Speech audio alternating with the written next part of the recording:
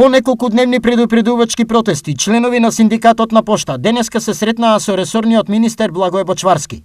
Од него побараа на седница на влада да ги презентира нивните барања и да се заложи за нивно прифаќање.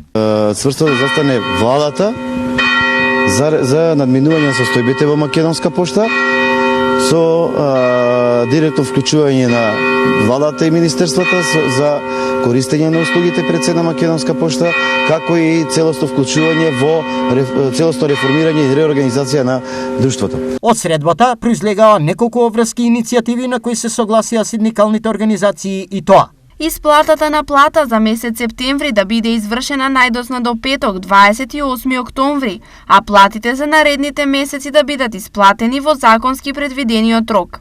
На наредната владина седница да се стави точка на дневен ред во која се дава задолжение до сите државни институции да ги користат услугите на АД Пошти. Информираат од Министерството.